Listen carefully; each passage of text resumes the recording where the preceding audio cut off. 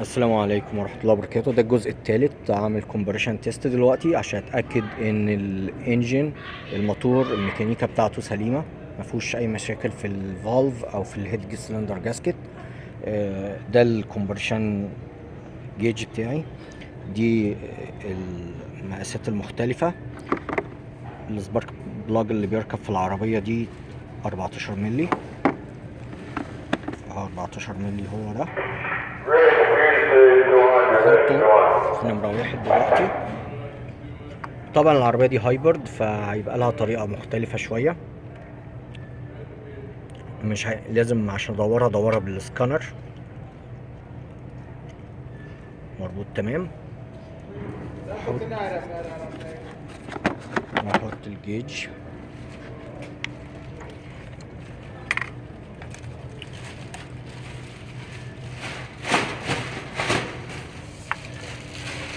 طبعا بتشيل الاربعة سبارك بلاج. الاحسن ان انت تشيلهم عشان لو في تسريب بين 2 سلندر يظهر معاك، لان ممكن لو في سبارك بلاج محطوط، السبارك بلاج لو محطوط في السلندرات يحكم شويه، لكن لو كلهم متشالين، لو الجاسكت فيه قطع بين سلندر وسلندر هيبان معاك على طول. فانا دلوقتي هخش واظبط السكانر وادور العربيه واقيس نمره واحد. ماشي. هبتدي اختار العربيه دلوقتي. انا اوريدي مختارها، فمعلوماتها موجوده عندي في الهيستوري. انا عاوز اخش اعمل كومباريشن تيست.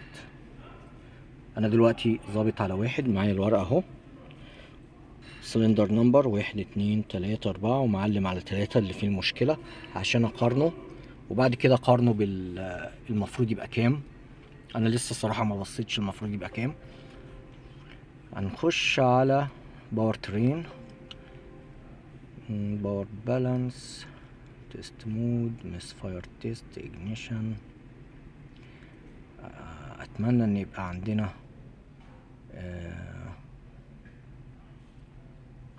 اجنيشن.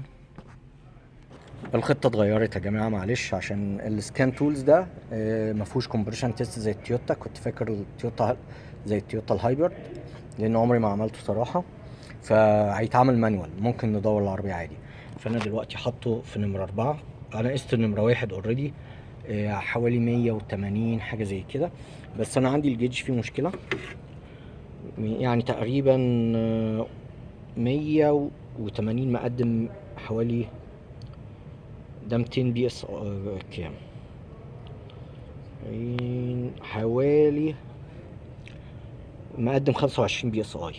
الاسود ده 25 بي اس اي، 25 50، يبقى الزيرو بتاعه من 25، يبقى افرض اداني 200 انقص منهم تقريبا 25.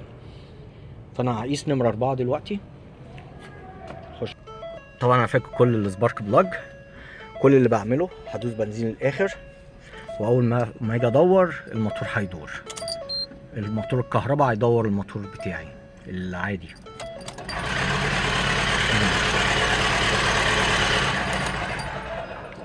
واروح دلوقتي اشوف مدي كام.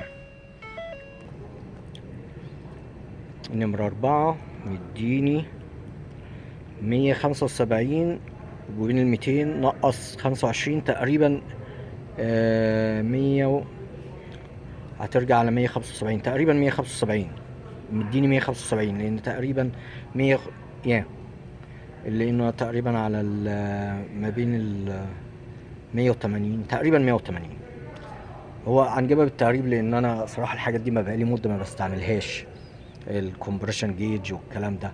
فانا يهمني اشوف ايه ايه ايه الفرق بين السلندرات ونمره كام 3، يعني نمره واحد واشوف نمره كام 2 و1 واقارنه ب3.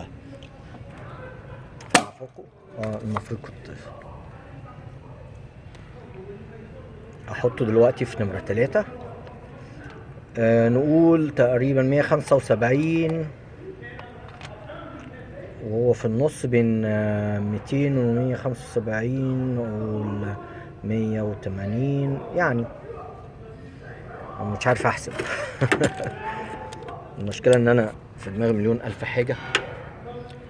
تاني هو واقف على كام؟ على 25. يبقى اللي هيطلع وننقص منه 25. ماشي، ده نمرة 3. دلوقتي انا جوه العربية،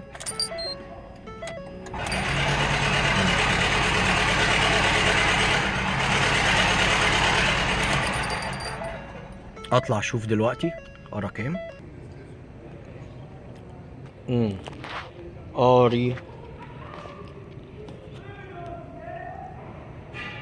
تقريبا 200، يعني كويس، ما عنديش اي مشكلة في سلندر 3. يبقى اللي انا هعمله هغير 3 انجكتور، هغير 1 و3 و4، لان زي ما احنا شايفين نمرة 2 اهو جديد. شايفين مقارنة بالانجكتور نمرة 1 ده.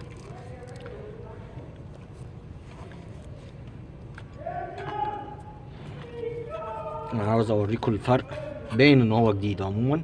شايفين التراب اللي على نمرة 1، شايفين نمرة 2 ازاي.